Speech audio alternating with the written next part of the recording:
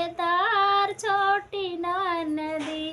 चढ़ने को पाठयो मलाहुरा देवरवा हो लाहुरा देवरवा।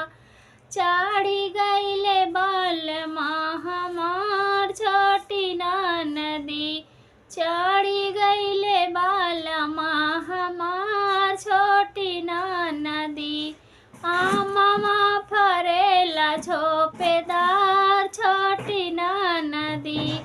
आमवा फरेला झोपेदार छोटी नदी।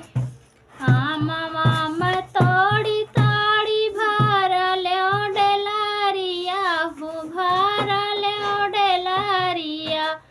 बेच गईले वावा धन गरिया छोटी नदी। बेच गईले वावध बाजार छोटी नदी। आमवा फरेला झोपेदार नदी। आमवा फरेला झोपेदार छोटी नदी। आमवा के मोल करैला राहिया बटोहिया हो राहिया बटोहिया। दामवा लगाव जिलेदार छोटी नदी। दामवा लगाव जिलेदार छोटी नदी। आमवा फरेला झोपेदार छोटी नदी। मीठी मीठी बोलिया हो बोलेऊ जिलेदारवा। तू तो हया बचपन कया छोटी नदी। तू तो हया नैहरे कयार छोटी नदी।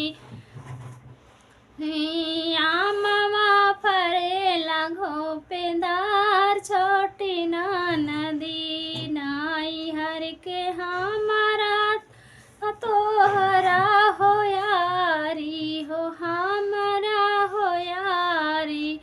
जिलेदार सजना तो हम मोर सिंगार छोटी नदी। बचपन कहावे हो हमारा हो यारी। सजना तो हम सिंगार छोटी नदी। आमवा फरेला झोपेदार छोटी नदी।